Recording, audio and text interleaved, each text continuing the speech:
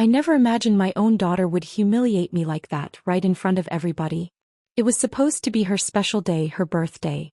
She stood there in her perfectly decorated living room, glass raised, smile plastered on her face.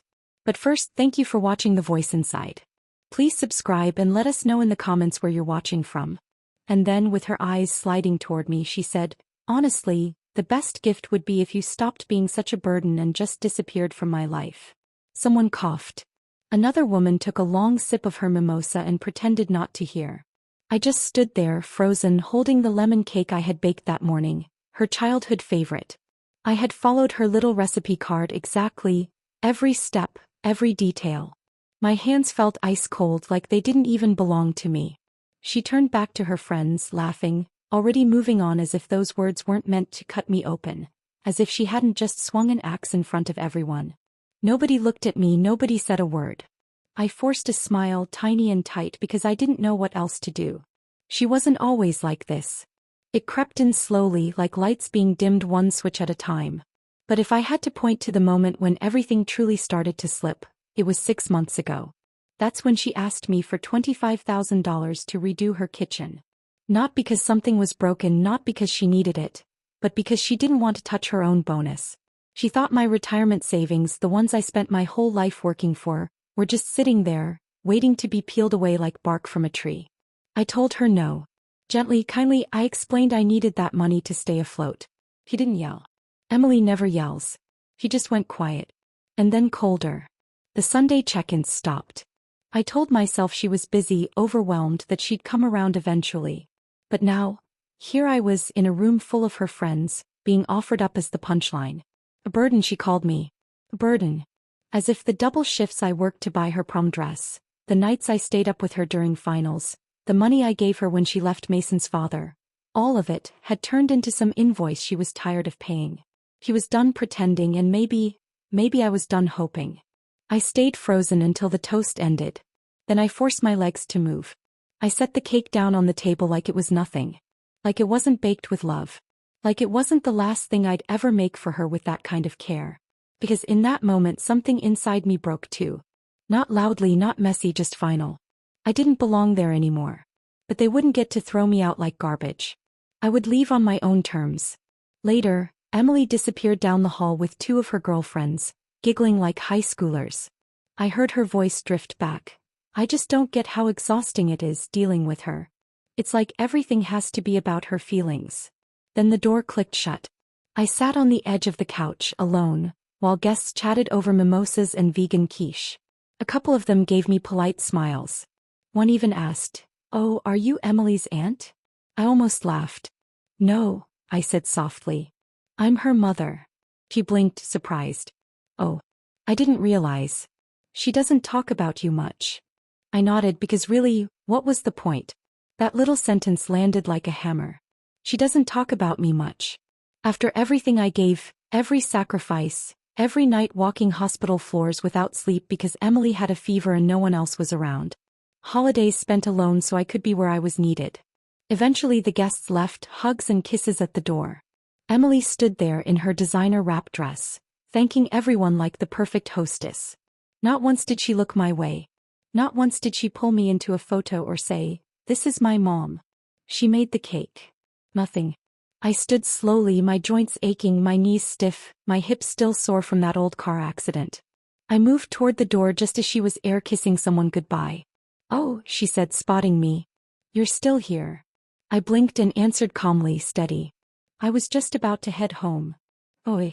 Well, thanks for coming," she replied, as if I were some distant relative from another town. Not the woman who raised her. She didn't hug me. I stepped out into the late afternoon sun, my coat too light for the sudden chill. Nobody offered to walk me to my car. Not that there was one. I had walked 1.5 miles because Emily said her driveway was full and I'd understand. And I did. I understood everything now. Inside me, a quiet decision began to form. The kind that roots itself deep where grief and rage meet and hold hands. That night I couldn't sleep. The silence in my house pressed in heavy, thick like wet wool against my chest. The kind of silence that makes you feel haunted by the ghosts of your own mistakes. I sat at the kitchen table with a lukewarm cup of tea in the chipped mug I always use. I didn't turn on the overhead light, just the little lamp under the cabinet, casting soft yellow on the old tablecloth I hadn't changed in weeks. Something in me wanted to reach backward, to touch a version of the past that still made sense. So I pulled out the old photo album from the hutch. The green leather one with the broken spine and frayed edges. The one I always swore I'd digitize someday but never could. First page. Emily at 4 years old, missing her 2 front teeth, strawberry jam smeared on her chin. She's holding my hand at the zoo wearing the overalls her dad picked out. My hair was darker then, my body stronger. Flip. Emily on my lap, age 7, right after her father's funeral. Her eyes swollen from crying, her tiny hand gripping my sleeve like she might float away if she let go. I remember, I couldn't cry in front of her. I waited until she was asleep, then broke down in the laundry room, muffling sobs into a pile of clean towels. We were alone, just the 2 of us. And I promised her, whispered it into her hair, that I'd never let anything bad happen to her again. Flip. Prom night. She's glowing, arms around her date. But I remember the moment before that photo. She was upset because her shoes didn't match her dress. He thought she looked dumb. I went back inside, grabbed a pair of mine, silver 2 sizes too big, and said, well then I guess I'll look dumb too and we'll be a pair. I closed the book gently, my hands shaking. Not from age, not from pain, but from the weight of what I finally had to admit. She doesn't love me. Not in a way that honors or includes or respects. She loves what I provide, what I build, what she can take. That isn't love, that's consumption. I sat there in the quiet, tea gone cold, breathing through the ache in my chest. This wasn't sadness anymore. It was recognition. The little girl in those pictures was gone. And the woman standing in her place, she'd soon learn that I might be old, but I'm not blind. The attic hadn't been opened in months, maybe even a year. But the next morning something pulled at me. A sharp, restless tug in my gut that wouldn't let me be still. I couldn't stop hearing that line from her birthday toast, circling in my head like a curse. If you'd seen the way she looked through me, like I was already halfway gone, like I was nothing more than a coat she didn't feel like hanging on to, you'd understand why I went upstairs that night. Not to cry. Not to mope. I went searching for the only thing I still had control over. My papers, my name, my future. The attic air was stale, dry, the kind that makes your throat itch. I pulled the cord for the single bulb and it flickered to life like it too had been sleeping. Boxes lined the shelves. Mark's old files. His army paperwork, still sealed. A bin marked mortgage paid off 2006 in my handwriting. And in the corner, will and insurance. My fingers were stiff, my knees hated the crouch, but I managed to pull it down. I sat cross-legged on the old rug I'd laid years ago for insulation. It still smelled faintly of cedar. I opened the folder, flipping through the pages. My will. The one I wrote after Mark died. And there was Emily's name. Power of attorney, medical proxy, beneficiary of the house. I had set it up that way to make things easier. That's what everyone says, right? Keep it simple for the family. But tucked between the will and the insurance papers was a letter I didn't remember putting there. My name on the front. Postmarked 6 weeks ago from the bank. I tore it open and the cold that hit me had nothing to do with the attic. Confirmation of an address change, it read, for account ending in 492. A new mailing address, 312 Tall Pine Circle. Emily's condo across town. My breath caught. I read it again. And again. I hadn't signed for that. I hadn't requested it. My hands began to shake, not from weakness but from fury. She'd rerouted my financial mail. My retirement account. The one Mark and I built for 40 years. The cushion I depended on. She had tied it to her home. I dug deeper into the box and found the original envelope. It had already been opened, cleanly slit with a letter opener, not torn like I usually do. Someone had seen this before me.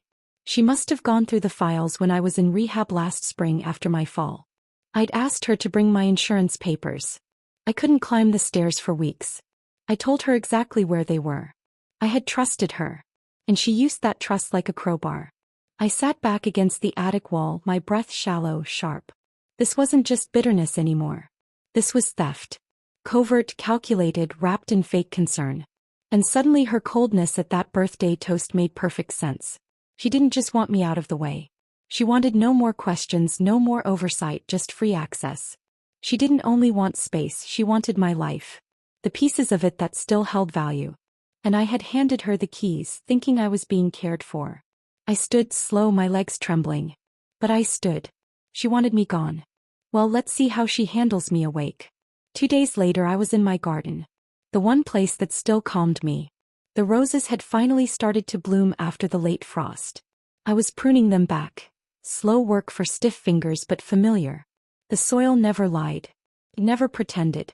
The birds were singing overhead. The air smelled of mulch and old coffee grounds, and I had just emptied the compost tin when I heard it. Footsteps. I leaned just enough to see through the trellis. Emily. She didn't knock, didn't call. She walked straight to my mailbox as if it belonged to her. The lid squeaked. Her hand slipped inside. She paused, glanced left, then right, not seeing me crouched low between the blush roses and the bird bath Mark built years ago. She pulled out 3 envelopes.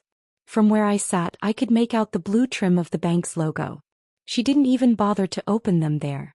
She tucked them neatly under her arm, turned and walked back to her silver SUV. The one she swore she couldn't afford when I asked about the missing $12,000 last year. He never saw me. I stayed hidden until her car turned the corner. Then I stood, knees cracking like old floorboards. And I knew. That's how she'd been doing it. No hacking. No break-ins. Just stealing mail. Taking information. Taking me apart piece by piece so quietly no one else would notice. Unless you were looking. And now I was looking. I thought again of that attic envelope. The clean cut. The careful resealing. She'd been through my records as if she had the right. And the way she slipped my mail under her arm without a blink. It told me everything. Emily didn't think she was stealing. He thought she was entitled. She convinced herself I wouldn't notice. That I was slow, drowsy, confused. That because I'd needed help on the stairs after surgery, I'd lost the right to manage my own life. I sank down on the garden bench. The same one Mark and I used to sit on every Sunday with tea.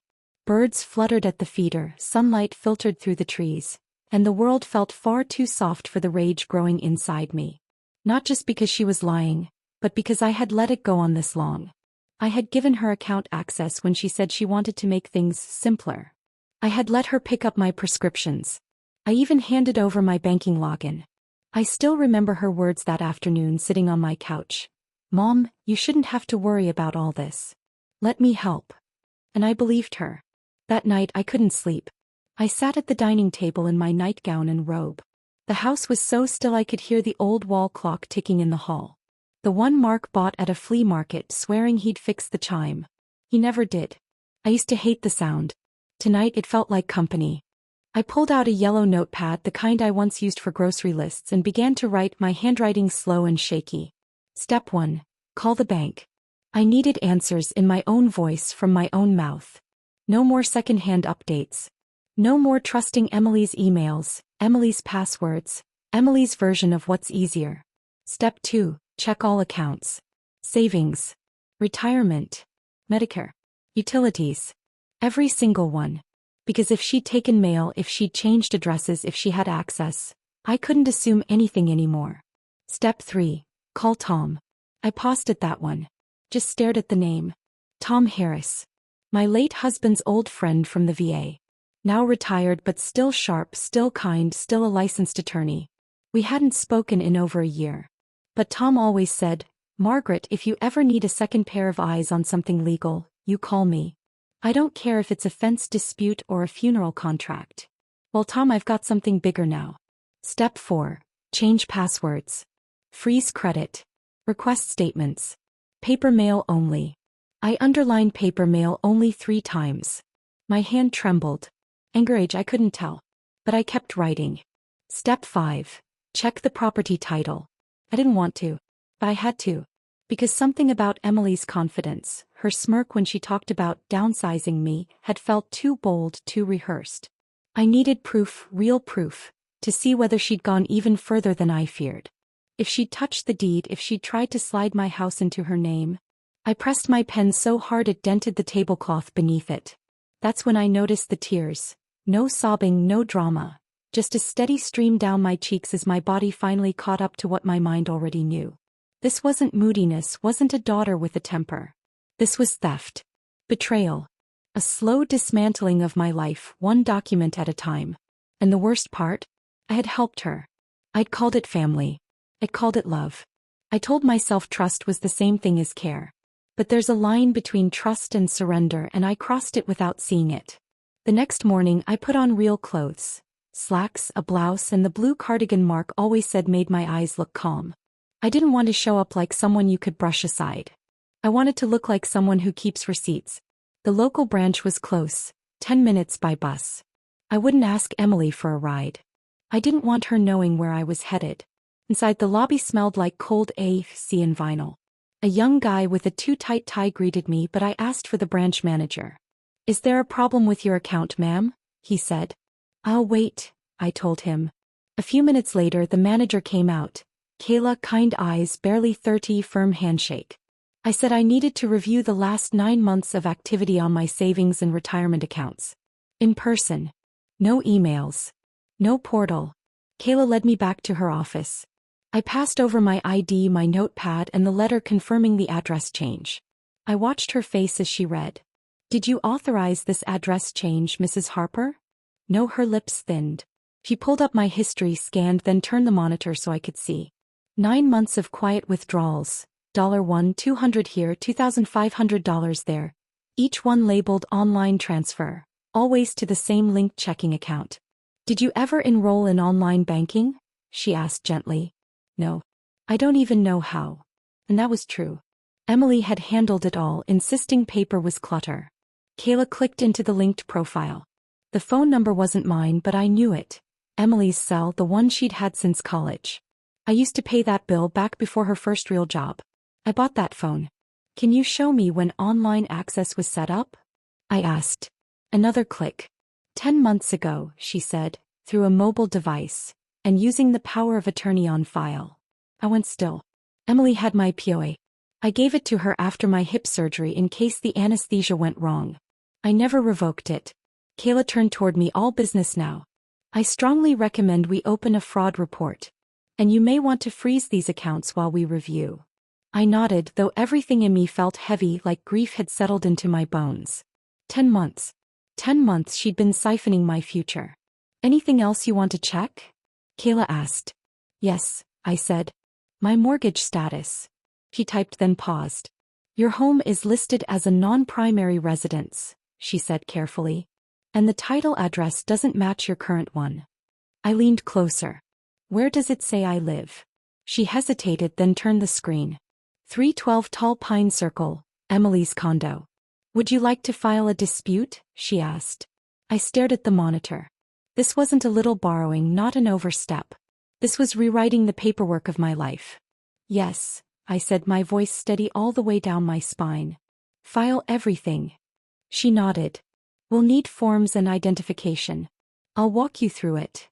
I left the bank with a folder an inch thick and a fire in my chest I hadn't felt in years. This wasn't just money. This was identity. Dignity. She wanted to erase me. He picked the wrong woman. I didn't go home to cry. I went home to dig. By late afternoon the sun threw sharp lines across the hallway. I kicked off my shoes, dropped my purse on the chair, and headed straight to the little room Mark always called my nest. My home office. That's where everything lived. Bills, letters, the old desktop we never upgraded because I don't trust the cloud. The printer still worked. So did the filing cabinet. And if Emily had been bold enough to mess with my bank, I needed to see how far the audacity went. I pulled folders. Insurance statements, tax records, property assessments. Anything with my name. And there it was, tucked in a plastic sleeve with old water bills. A printed rental listing. Charming 2BR craftsman.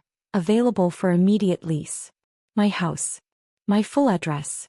A description I could practically hear in her voice. Well-maintained vintage charm, updated appliances. Long-time owner recently moved. I sat down hard. On the back were notes, fake lease terms. Monthly rent, $2,800. Deposit, $2,800. Tenant, Jason Cole. The name rang a bell. Mark had a fishing buddy named Jason Cole who passed 4 years ago. She was using the dead. She had fabricated leases. And not just one I found. 2 more, all printed, all signed with messy scribbles meant to look like my signature. One even had my initials in the corner. My stomach turned. She was using my paid-off 40-year sanctuary as a prop, padding income, juicing her credit, Maybe tying it to that condo I helped her buy with just a little loan I never saw again. I thought about that birthday smirk. Honestly, the best gift would be if you disappeared. And 2 weeks later she's filing papers like I already had. I opened my desk drawer, pulled the calculator and ran the fake lease numbers. If she'd handed these to a bank or broker, made up tenants, invented income, then it wasn't only me she was defrauding. It was a lender too. Not just personal betrayal. Criminal. The room tilted for a second and then my desktop chimed. One new email. Emily M. Realty Services. My breath hitched. She had used my internet service, my name, my address, my life, to list herself as the managing agent of my home. My home. No asking. No warning. She took it as if I were already gone. That's what shook me most. She wasn't just getting ready to push me out. She was building a paper trail that said I was never here. I went still. The walls felt strange, like I'd stepped into a stranger's house, even though everything around me was mine. I looked up at the shelf where Mark's war medals gleamed, and for the first time in months, I felt something like steel set in my spine. The framed photo of Emily at her high school graduation sat on the shelf. Nearby, a tiny drawer still held the birthday cards she once made for me in crayon, back when she was 7 and still loved me with her whole heart. She wanted to own the shell of this house, but she would never understand its soul. I shut the drawer softly, then stood. She had taken my name, my money, and now she was trying to steal my legacy. But I wasn't the one disappearing, she was. Because I was gathering everything now. Documents, signatures, timelines, names. And when it all came crashing down, she'd be the one without a roof. I needed open air. Not the kind that sneaks through cracks in a window. I needed space without walls or locks or reminders of her. So I went to the lake. There's a bench I've always liked, tucked between 2 old birch trees. Mark and I used to sit there on Sundays, coffee in hand, ducks waddling around our feet. That bench had seen plenty of good years. Now it was going to witness something else. I sat. The wood was warm under the afternoon sun. The water lay glassy still. Not a ripple except for a bird skimming low, its wings brushing the surface. I used to believe stillness meant peace. But now I understood. Sometimes stillness is just the pause before everything breaks. From my purse I pulled an envelope. Inside were copies of everything. The fake leases, the bank withdrawal records, the letter showing Emily's condo as my official address, and the account summary. $47,320. That's what she drained. Piece by piece over 10 months. Always small enough to slip by unnoticed. Unless you were paying attention. He counted on me not paying attention. He thought I was too old, too tired, too trusting. Maybe I was. But I wasn't anymore. I folded the papers back carefully like I was handling poison, because that's what it was. Not just a money problem. It was the moment I had to accept that love can rot quietly from the inside. I used to tell myself Emily was just stressed, overwhelmed, caught up in her new condo, her social circle, her son. I told myself the coldness was temporary. He's busy. She's tired. She doesn't mean it. She'll come back to herself. But no. She hadn't lost herself. She shed me. The kindness I thought was buried under stress was long gone. What's left is calculation and entitlement. She didn't just want space. She wanted to replace me. I stared out at the lake, shadows stretching across the surface. A duck paddled by, quacking once like it was breaking the silence for the both of us. I should have been sobbing, but I had no tears left. Just silence, heavy and sacred. I thought about calling her, asking why. Saying how could you, saying I loved you more than I loved myself. But she wouldn't hear it. Not because she couldn't, but because she didn't care to. Somewhere between that forged lease and that stolen dollar, she made her choice. She believed I was disposable. So I made mine. I wasn't going to beg. I wasn't going to scream. I was going to bury her in facts, in signatures, in paper trails. In proof. Cold, hard proof that I am not some doddering old woman with a blurry memory. I am Margaret Harper. I worked 2 jobs for 30 years. I built that house from nothing but savings and sheer stubbornness. And I am done being taken. The next day I made chicken and barley soup, her favorite when she was little. Back then she called it magic dinner. Back when I could fix things with a bowl of soup and a kiss on the forehead. But I didn't make it out of nostalgia. I made it because I needed an excuse to get inside her condo, to see her eyes up close, to stand inside the walls she paid for with pieces of me. When I rang the bell, she didn't answer at first.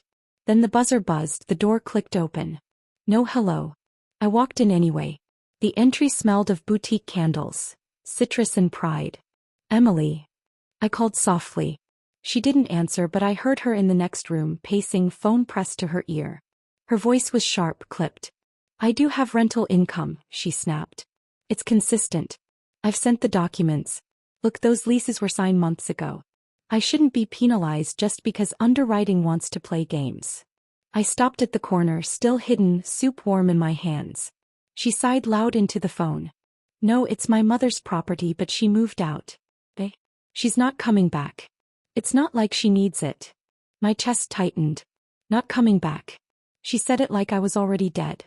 Like I hadn't just slept in that house last night with Mark's photo still on the nightstand and my name still carved on the mailbox. I stepped forward. Emily jumped when she saw me. Mom, she gasped, eyes wide, lowering her phone. I didn't know you were. What are you doing here? I held up the container. Brought soup, I said, calm and steady. My heart pounded, but my voice didn't. Oh, she said quickly. That's nice. She looked nervous, like I'd caught her in something.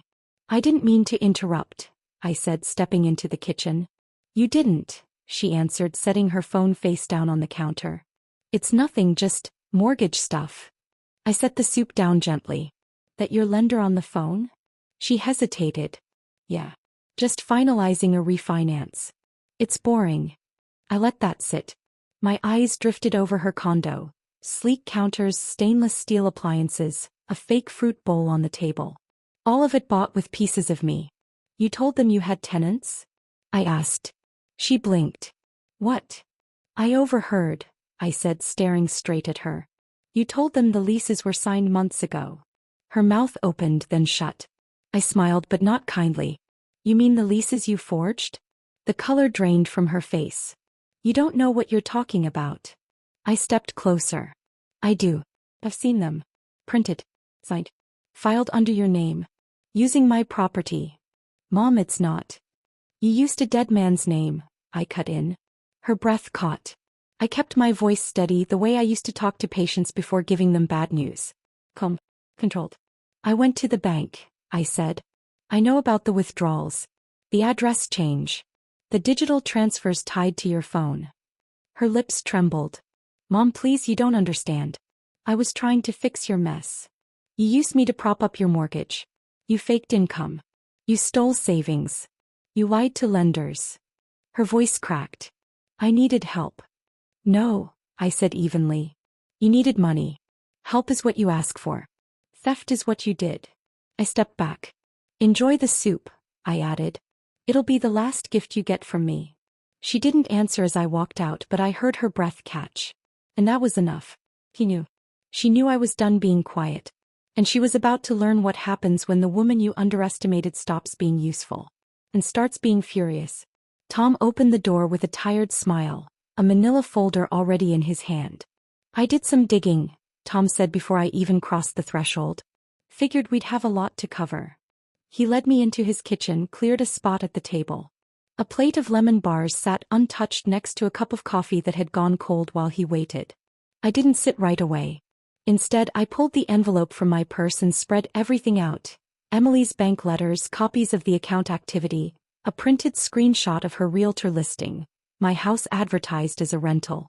Tom's brow furrowed deeper with each page.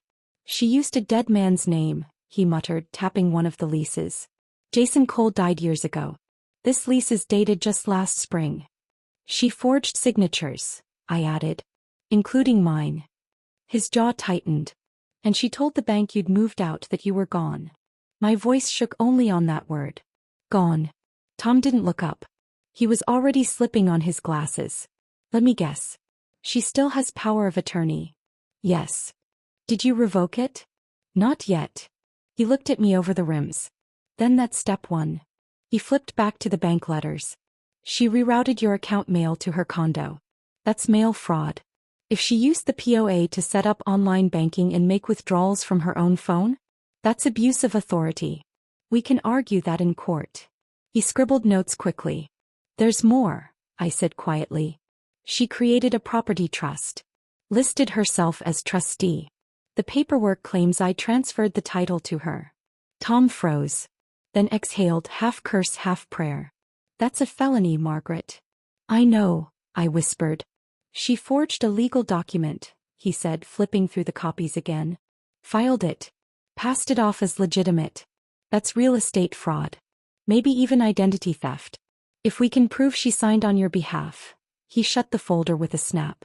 She thought I wouldn't catch it, I said. He gave a bitter laugh. She thought you'd die before you got smart. I flinched but nodded. Exactly. He poured 2 fresh cups of coffee, pushed one toward me. First step, we revoke POA. I'll draft it, file it with the county and her broker. Then we freeze the title. File a formal objection to the trust. That'll stop her from using the house as collateral or trying to sell it. What about the money? I asked. If you're ready to press charges, we go to the bank's fraud division. Submit everything. They'll freeze her access, start an investigation. He leaned in, folding his hands. But you have to be sure, Margaret. Once this starts, there's no undoing it. She'll know you went to war. I'm sure, I said. And I didn't just want my money back. I wanted the truth stamped on paper. I wanted Emily forced to face herself, not as a daughter under stress but as what she'd become. A thief in expensive heels. A liar in my kitchen. A woman who gambled my dignity for a better interest rate. She thought I'd never fight, I said. Tom smiled faintly. Then let's teach her different. He reached for his pen and I signed the first document that put my life back into my own name. We didn't waste time. The next evening Tom came to my house, briefcase in one hand, lemon bars in the other, like it was just a friendly visit. But what we spread across the dining table wasn't dessert. It was defense. Layer after layer. Revocation of power of attorney, signed and notarized. A freeze order on the property title filed with the assessor's office. Notices to the bank, to Emily's brokerage, to county records. One by one, every rope she had wrapped around my life was cut. This will trigger alerts, Tom warned. Once her access is revoked, the systems will flag her login attempts. She'll panic.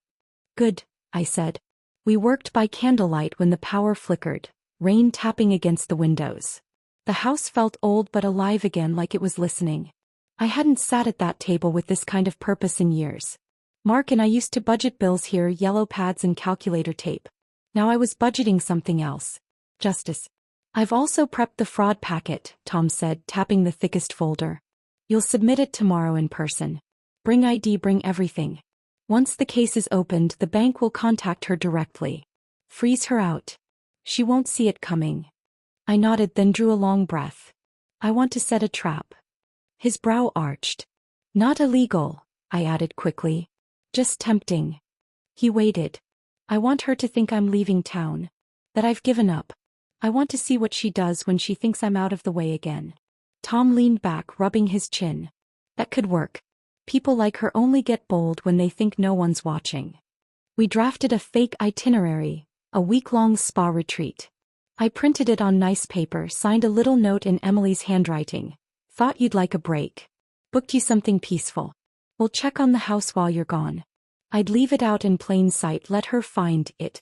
Then I'd be right here watching. We coordinated with the fraud division. Any login, any transfer, any balance check. An alert would ping both me and Tom. She'll think I'm gone, I said. And she'll get sloppy.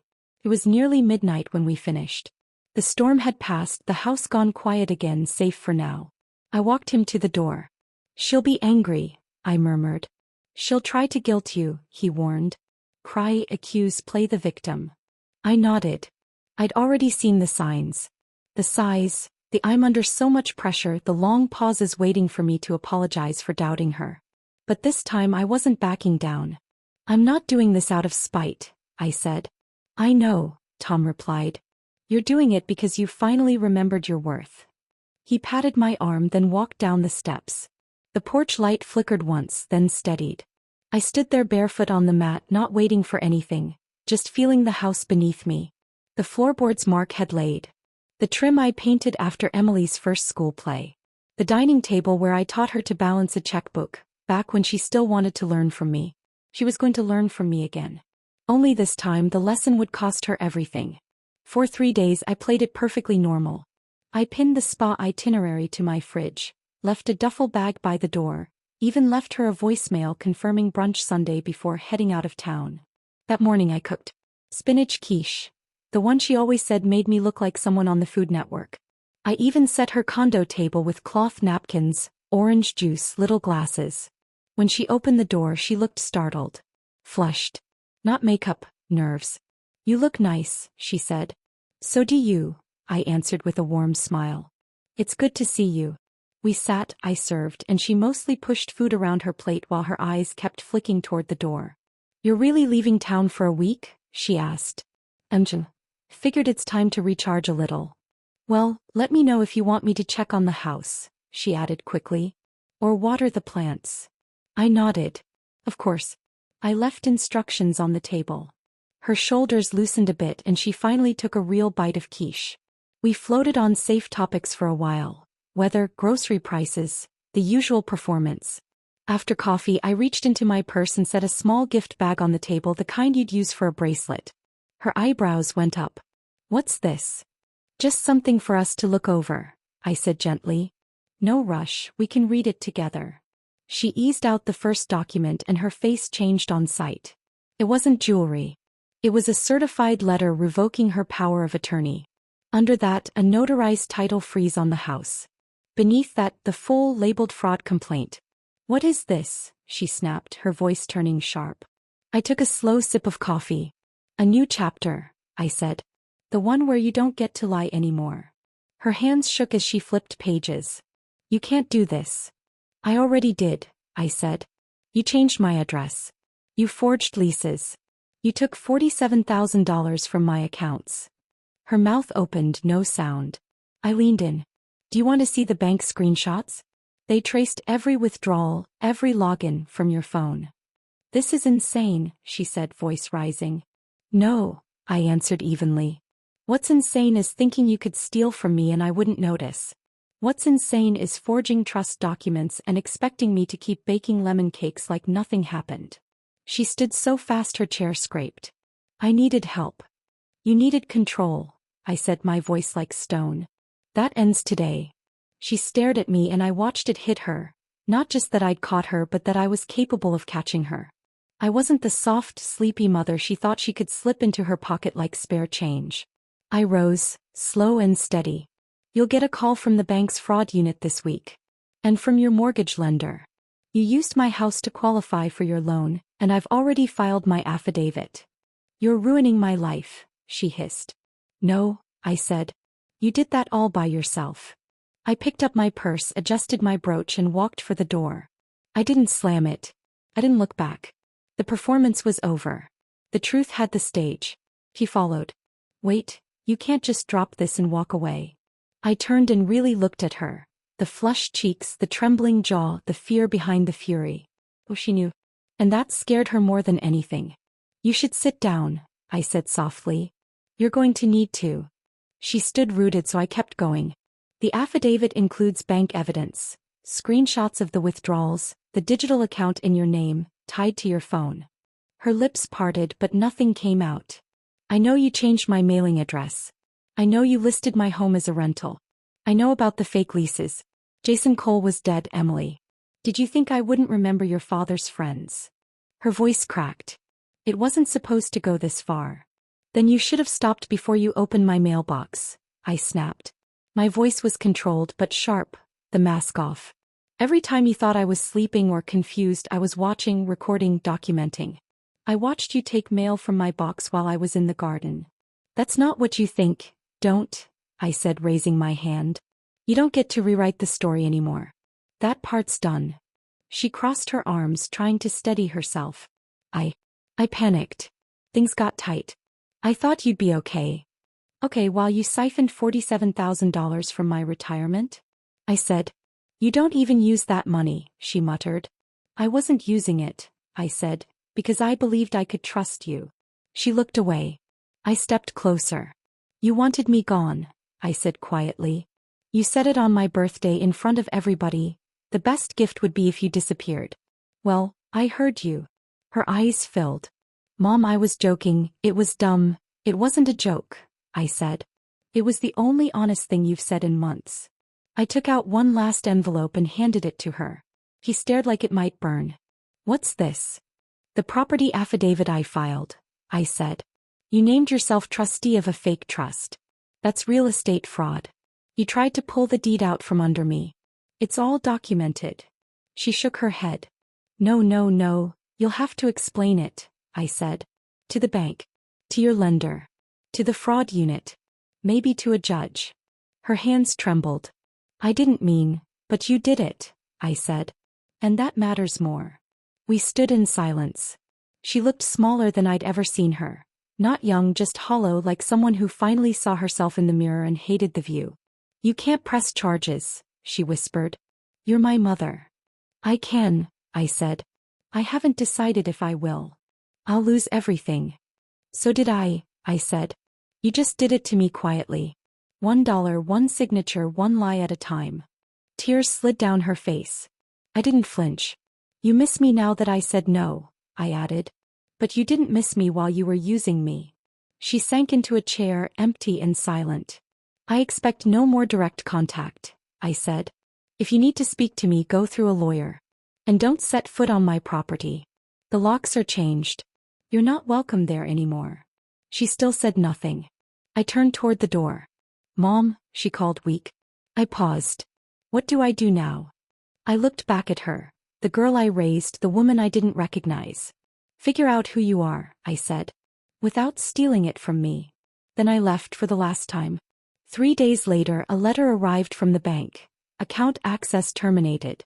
Assets frozen, pending investigation. Emily's name was off everything. Legally, digitally, even as a beneficiary. I sat at my dining table holding the paper with steady hands. The same table where she used to do homework, the same chair where she once asked me how credit worked. I looked around my house. My house. Still mine, still standing, still full of my life. The title freeze held. The county accepted my affidavit and flagged the fake trust. Tom said no one could touch it now. And Emily went quiet, almost. First came the voicemails, soft and pitiful. Mom, I'm sorry. I didn't mean for it to blow up. I was desperate. Please call me back. It's out of context. I didn't mean to hurt you. Then the texts. Monday, they're pulling my mortgage. Mom, you don't understand what that means. And Tuesday, I could lose the condo. Please. I'm begging you. Just tell them it was a misunderstanding. Wednesday's message buzzed through my phone. Do you even care what happens to me? To Mason? That last part made my jaw clench. She always used Mason like a shield. My grandson. The one she dangled whenever she wanted money, forgiveness, or pity. I didn't reply. I was done being baited. For over a year she treated me like a ghost with a checkbook, draining my savings, falsifying documents, smiling at me over coffee while lying straight to my face. No. Now she was learning what it felt like to lose access. Tom kept me updated. Her mortgage application was officially revoked. The bank's case moved from quiet inquiry to active investigation. Her brokerage firm placed her on unpaid leave while they reviewed her license. The web she wove was snapping apart strand by strand. Me. I didn't feel joy. I felt steady. Like taking the first breath after holding it too long. That night I lit a candle. Not for her, for me. For the girl who worked doubles to buy Emily her first backpack.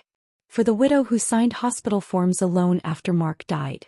For the mother who swallowed disrespect for years, mistaking silence for love. And for the woman I was now, quiet, clear-eyed, and done being used. The house felt warmer again. I changed the locks that week. New keys, fresh start. I even reprogrammed the keypad so Emily couldn't punch in that old code I once gave her, just in case. She didn't try to come over. Not yet. But the voicemails kept coming. I'm not a criminal.